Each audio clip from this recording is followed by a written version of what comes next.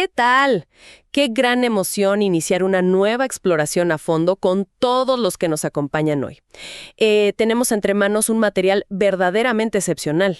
Así es, un material que da para muchísimo análisis. Totalmente.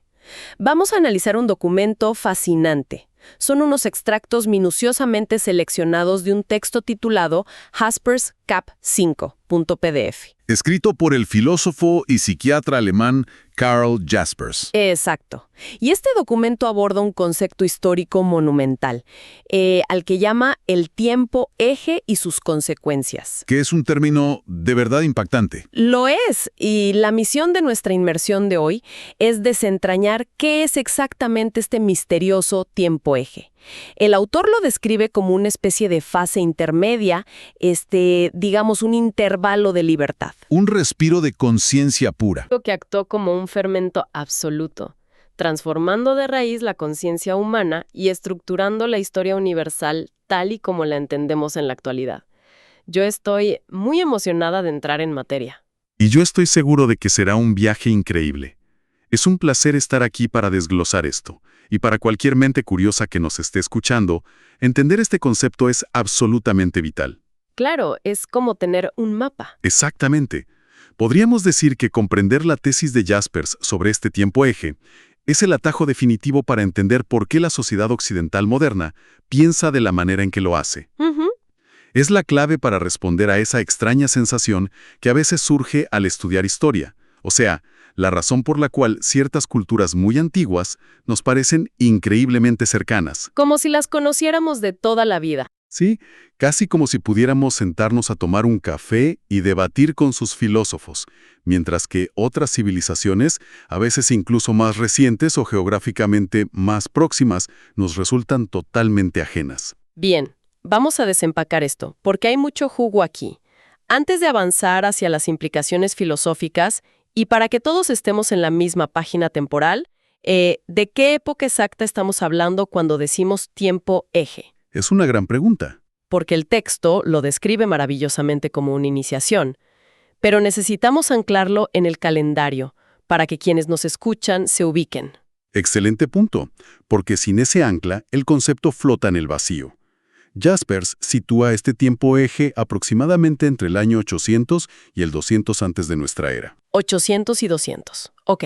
Es una ventana de tiempo increíblemente específica si consideramos la inmensidad de la historia humana. O sea, un suspiro en términos evolutivos. Tal cual.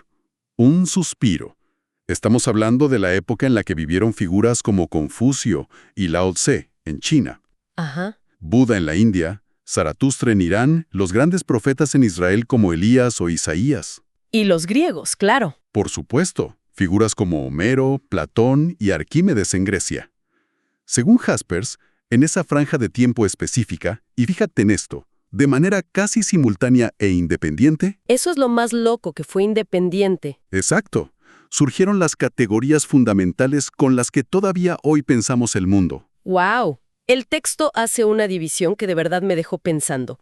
Utiliza esta época como una verdadera unidad de medida y habla de los pueblos del eje. Los protagonistas de este cambio. Refiriéndose precisamente a esos grupos que mencionas, chinos, indos, iranios, judíos y griegos, las fuentes afirman que, manteniendo una continuidad con su propio pasado, estos pueblos dieron un brinco espectacular. Un salto cualitativo enorme. Es descrito casi como si hubieran nacido por segunda vez, y en ese segundo nacimiento fundaron el ser espiritual del ser humano moderno. Yo me quedé maravillada con esa imagen. Lo fascinante aquí es cómo el autor utiliza esa idea del segundo nacimiento para establecer un contraste radical con lo que él denomina los pueblos sin crisis. Uy, esa categoría duele un poco. Sí, suena fuerte, porque esta gran revolución de la conciencia no fue un evento que abarcara a todo el globo de manera uniforme. Había civilizaciones inmensas, grandiosas, que vivían antes e incluso durante esta misma época. Pero que no participaron. Exacto, que según el análisis de Jaspers, simplemente se quedaron al margen de esta transformación íntima. Pero espera, ahí es donde necesito hacer de abogada del diablo, porque el texto menciona específicamente a Egipto y a Babilonia en esta categoría de pueblos sin crisis. Sí, dos gigantes. Y esto me hace mucho ruido. Estamos hablando de civilizaciones que construyeron pirámides colosales. Inventaron la escritura prácticamente. Exacto. Inventaron sistemas de escritura complejos, tenían imperios duraderos. ¿A qué se refiere el autor exactamente con que les faltó una pieza o que no tuvieron una crisis? Suena un poco duro menospreciar a quienes construyeron los zigurats, ¿no? Es una reacción totalmente comprensible. Hay que aclarar que Jaspers no está menospreciando sus proezas técnicas o arquitectónicas de ninguna manera. Él reconoce explícitamente que eran gigantes en la organización de su estado. Sin embargo, su argumento central es que les faltó la reflexión que transforma al ser humano desde su interior. Esa mirada hacia adentro. Exactamente. Egipto y Babilonia tenían sistemas de creencias muy rígidos, basados en ciclos naturales y mandatos divinos incuestionables. No se permitía dudar. Ese es el punto. No desarrollaron esa duda filosófica, esa angustia existencial o esa capacidad de cuestionar el propio lugar del ser humano en el cosmos de la manera en que lo hicieron los pensadores del tiempo eje. Ya veo. Básicamente, y usando una analogía moderna, que a mí me sirve mucho, es como una empresa corporativa gigante, digamos un blockbuster de la antigüedad. Buena analogía, me gusta. Tienen los mejores edificios, la infraestructura más grande, dominan el mercado. Pero no ven venir el streaming. Exacto. Se niegan a cuestionar su propio modelo cuando el mundo empieza a cambiar a su alrededor. Se quedan estáticos en su grandeza monumental. Siguieron haciendo lo que siempre habían hecho sin una metamorfosis interna. Y esa es una comparación muy ilustrativa. Y debido a esa falta de crisis interior, el documento señala que tuvieron lo que califica como un final lánguido. ¡Qué frase tan poética y triste a la vez! Final lánguido. Sí, muy descriptiva. Al no poder renovarse espiritualmente desde adentro, terminaron siendo sometidas exteriormente por nuevas fuerzas. Fueron absorbidas paulatinamente por el mundo persa, por los romanos y más tarde por la expansión del Islam. Pero dejaron un legado material, supongo. Claro, sirvieron de base material y técnica, por supuesto. Los griegos y los judíos aprendieron matemáticas, astronomía y mitología de Egipto y Babilonia. Tomaron sus herramientas. Así es. Pero esas antiquísimas culturas finalmente cayeron en el olvido, incapaces de sostener un diálogo espiritual con el futuro. Y esto nos lleva a ese momento de revelación en el texto.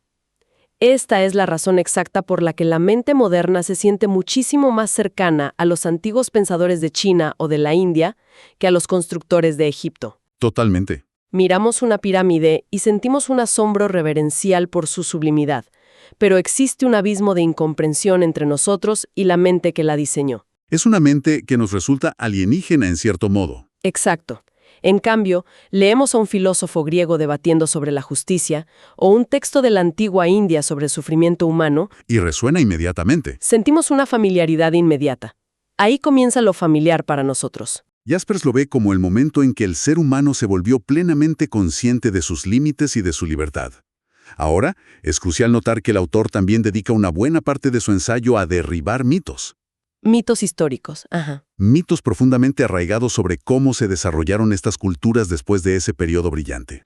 Sí, hay una tesis muy antigua que se aborda en las fuentes.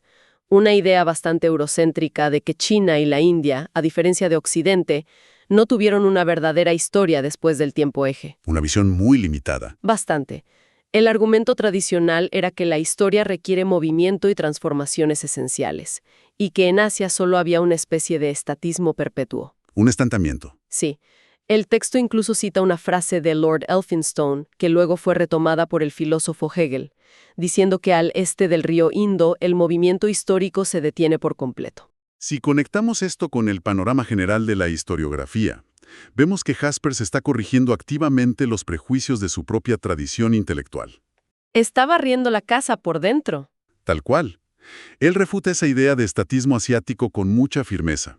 Explica que esa perspectiva, muy típica del siglo XVIII y XIX en Europa, cometió un error metodológico grave. ¿Cuál fue ese error? El error de juzgar a China y a la India observándolas en un momento histórico muy particular, un punto de declive o estancamiento dinástico en el que se encontraban recientemente en esa época. Ah, claro. Es un buen recordatorio para cualquier análisis que hagamos hoy en día. No se puede juzgar toda la trayectoria milenaria de una civilización por una sola fotografía tomada en su peor momento. Es absurdo.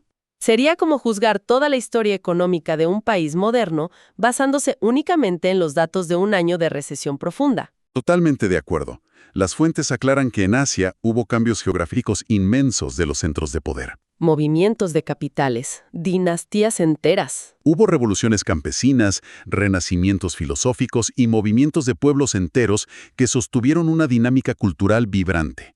La noción de una estabilidad histórica asiática es, según el texto, un mito absoluto. Sin embargo, y aquí la cosa se pone matizada, el autor sí reconoce una diferencia radical entre Oriente y Occidente en la forma en que se manifestó esa historia. Y esto me pareció fascinante. Es una distinción estética muy fuerte. Sí, destaca que en Occidente los cambios fueron estéticamente mucho más dramáticos, mucho más abruptos. Nos regala una progresión visual fantástica en el texto. La secuencia arquitectónica. Esa misma. Menciona el salto de construir las pirámides a levantar el Partenón en Grecia y luego a elevar las gigantescas catedrales góticas europeas. Rompiendo el paradigma anterior por completo. Exacto. Son mundos espirituales completamente distintos que se van sucediendo unos a otros, rompiendo moldes. Esto contrasta muchísimo con la continuidad que es más visible en las culturas asiáticas, donde las innovaciones siempre parecen emerger sin romper la conexión visible con su fondo ancestral. Esa diferencia en la manifestación visual y cultural nos lleva a lo que el texto define maravillosamente como la iniciación de la humanidad. Me encanta ese concepto. Es muy poderoso. Todo este proceso del tiempo eje funcionó como una iniciación pública. Pero Jaspers hace una salvedad poética. Dice que es un secreto manifiesto. Un secreto a voces. Ajá, se produjo a plena luz del día, con una voluntad ilimitada de dejar registros, textos y enseñanzas. Sin embargo, sigue siendo un secreto en el sentido de que solo lo descubre y lo aprovecha aquella persona o aquel pueblo que está preparado para transformarse a sí mismo a través del estudio, la interpretación y la adopción de esa tradición. Es una idea que resuena mucho. No basta con tener la información disponible en una biblioteca o en un pergamino. Hay que internalizarla, hay que dejar que te cambie. Dejar que te atraviese. Exacto. Y hablando de quienes recibieron ese conocimiento, pasemos a la tercera categoría que nos presenta el análisis: los pueblos históricos posteriores. Los que llegaron un poco después a la fiesta. Sí, aquellos que entraron al escenario cuando el mundo de la crisis ya había sentado sus bases. Empezamos con los macedonios y los romanos. Los grandes constructores de imperios. El texto los describe como genios absolutos de la política, la administración y el derecho. Asimilaron la cultura griega y conservaron la tradición, pero Jaspers señala que padecían de una indigencia espiritual. Una falta de fuego interno, digamos. No fueron afectados profundamente por la experiencia de la crisis en la raíz de su propio espíritu. Fueron grandes conservadores de la vasija, por así decirlo, pero no alteraron fundamentalmente el contenido espiritual que había dentro. Básicamente, el texto los describe como los gerentes administrativos de la historia antigua. Los CEOs del mundo clásico. Totalmente. Crearon el equivalente a la infraestructura corporativa, tendieron las carreteras, organizaron las leyes y formularon la burocracia, pero no aportaron la filosofía disruptiva en sí. Organizaron el mundo que otros habían pensado. Es una forma muy amena de verlo, pero bastante precisa según la óptica de Jaspers. Ellos proporcionaron el contenedor estable, pero en marcado contraste con ellos tenemos a los pueblos del norte. Y aquí la dinámica cambia por completo. Aquí es donde se pone realmente interesante, porque el texto nos describe a los pueblos nórdicos, refiriéndose a los germanos y a los eslavos de la antigüedad tardía y la alta edad media. Los que estaban fuera de las fronteras romanas. Sí. Nos dice que durante mucho tiempo estuvieron como dormidos en su primitivismo, completamente ajenos a la revolución del tiempo eje, pero poseían una substancia vital propia, una actitud particular que Hegel llamaba el ánimo septentrional. Una energía cruda, indómita. Y lo que ocurre es de película. Cuando estos pueblos finalmente chocan, invaden y se asientan sobre las ruinas de ese mundo heredado del tiempo eje, desatan un ensayo histórico completamente nuevo. Llevan las tensiones vitales al extremo. Ahora, Para mantener el rigor histórico y analítico que nos exigen las fuentes, es vital ser precisos sobre cómo Jaspers equilibra la visión de los aportes culturales. Hay que poner cada pieza en su lugar. Exacto. El texto dedica un espacio a analizar el papel específico de los pueblos indogermánicos, reconociendo que, al interactuar con el legado del eje, aportaron o cristalizaron conceptos profundísimos. Como la estructuración de la idea de Dios Padre. Así es. También el desarrollo de la épica y las leyendas heroicas, y algo verdaderamente fundamental, el descubrimiento y la conceptualización de lo trágico en la existencia humana. Y el autor hace una comparación literaria bellísima para ilustrar esto. Contrasta estas aportaciones trágicas con obras monumentales de otras culturas. Menciona el Gilgamesh babilónico, el relato de la batalla de Kadesh de los egipcios o el Sankuo-Tzi chino. Todas obras maestras indiscutibles. Sí, pero para quienes no somos expertos en literatura antigua en la audiencia, ¿qué significan estos ejemplos en la práctica? ¿Y qué intentaba demostrar Jaspers con ellos? Es un contraste brillante. El Gilgamesh es una de las epopeyas más antiguas de la humanidad sobre la búsqueda de la inmortalidad. La batalla de Kadesh es un registro faraónico de un gran choque militar. Propaganda imperial de Ramsés II, básicamente. Básicamente. Y el Sankukchu, o el registro de los tres reinos, es una crónica histórica china inmensamente importante. Jaspers no niega su inmenso valor literario o histórico de ninguna de ellas. Pero nota una diferencia de tono. Exacto. Argumenta que tienen una entonación completamente distinta a la de Occidente. Carecen de esa particular tensión trágica indogermánica, donde el héroe se enfrenta a un destino ineludible y paradójico, una lucha interna que desgarra su propia alma. Una fatalidad íntima. Es una diferencia de enfoque sobre la vulnerabilidad y la contradicción humana. Sin embargo, hay que hacer una aclaración inmensa porque el texto es tajante al respecto. Los pueblos indogermánicos no hicieron este gran salto solos. De ninguna manera. Sería un error pensarlo. Las fuentes afirman vigorosamente que hubo pueblos no indogermánicos que fueron igual y absolutamente esenciales para la conformación del tiempo eje, destacando específicamente el inmenso aporte de los judíos en la religión y la moral. Su sentido de la justicia histórica. Y de los chinos en la filosofía ética y política. Subraya que todos estos desarrollos siempre se dieron sobre el suelo fértil de culturas más antiguas, mezclándose, traduciendo y apropiándose de lo extraño. ¿No nacieron en un vacío? Es una intrincada red de influencias compartidas, no el triunfo aislado de un solo linaje. Y esa capacidad constante de apropiarse de lo extraño y digerirlo nos lleva directamente a la tesis del autor sobre la receta explosiva que terminó conformando Occidente. Me encanta cómo llama a esa mezcla. Es que lo fue. Según el análisis que estamos revisando, la identidad histórica occidental tiene una característica muy peculiar.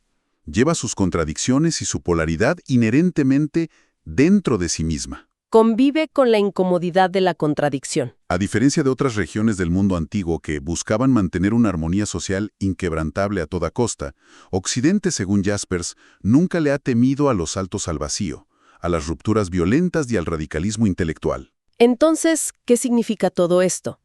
¿Cómo se materializó esa mezcla inestable?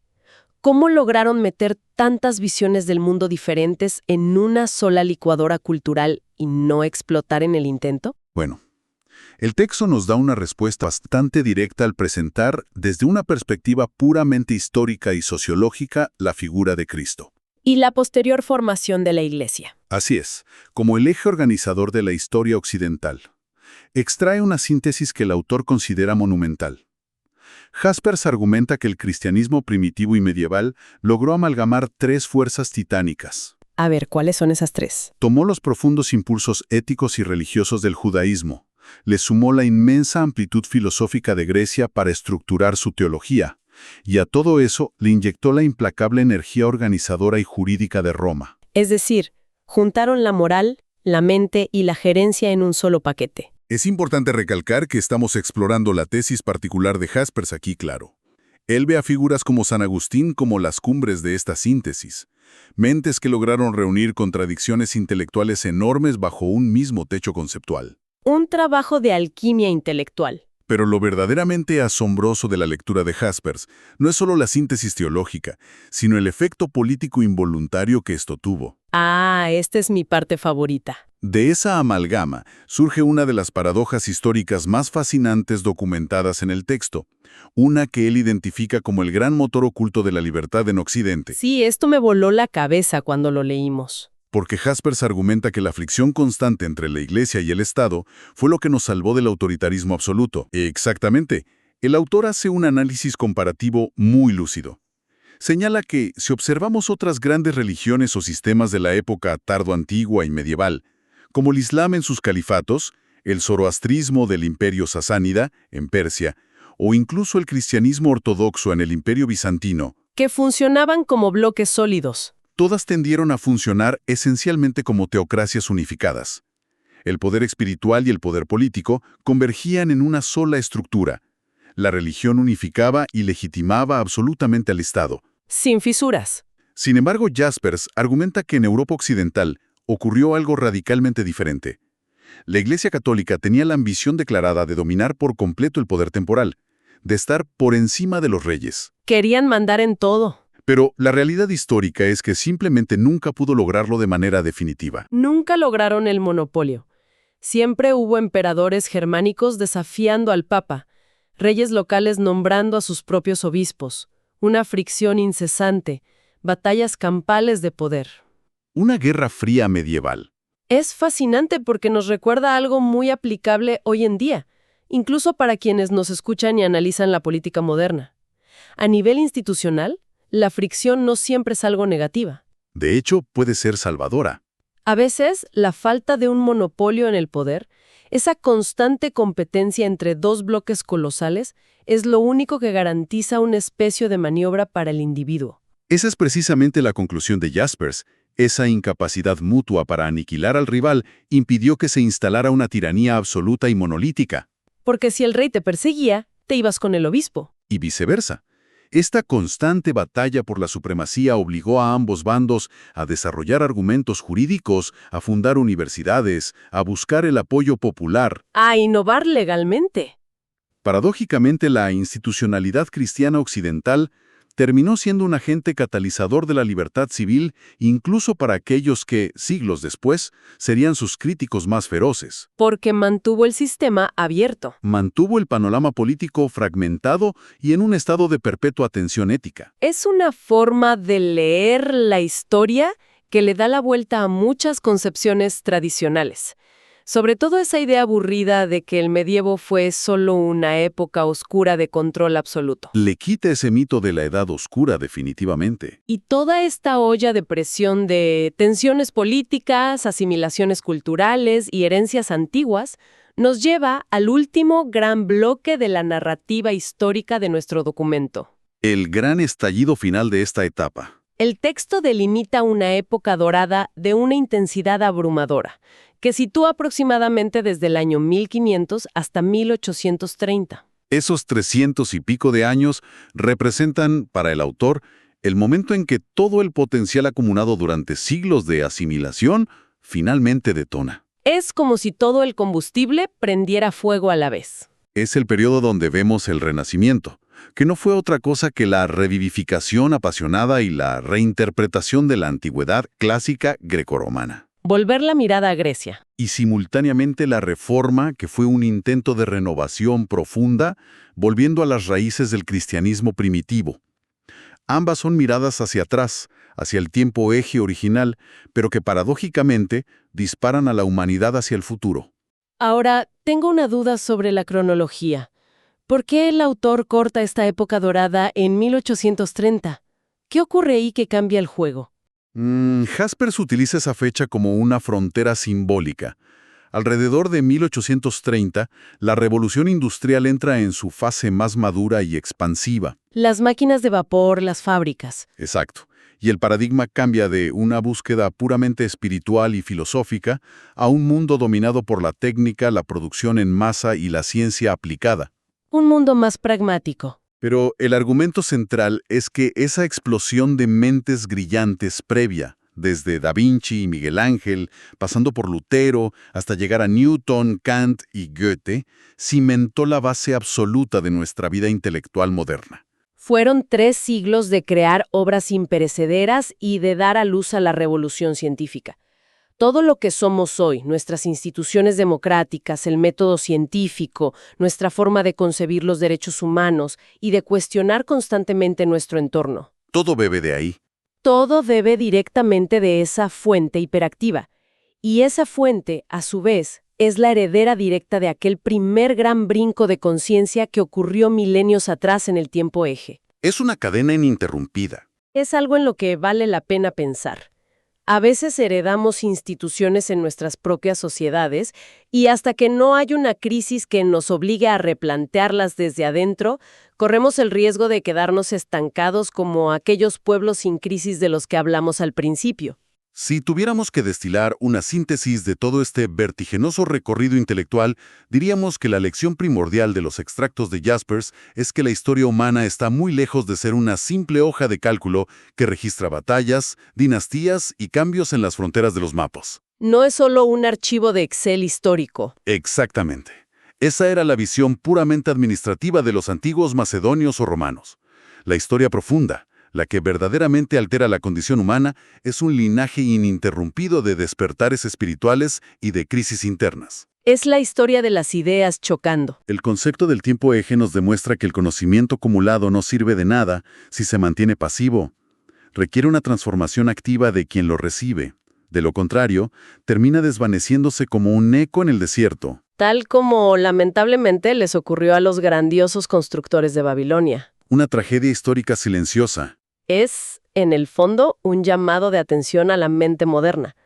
No podemos limitarnos a ser simples herederos pasivos de la cultura.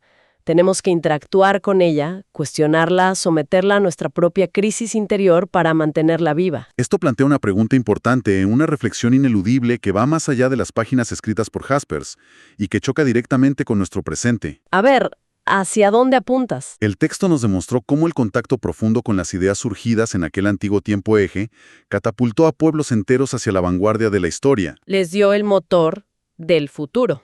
Hoy en día, vivimos en un mundo hiperconectado donde la totalidad del conocimiento humano, los pensamientos de todos aquellos filósofos y profetas, residen literalmente en los servidores a los que accedemos desde nuestros bolsillos. Todo el tiempo eje en un celular.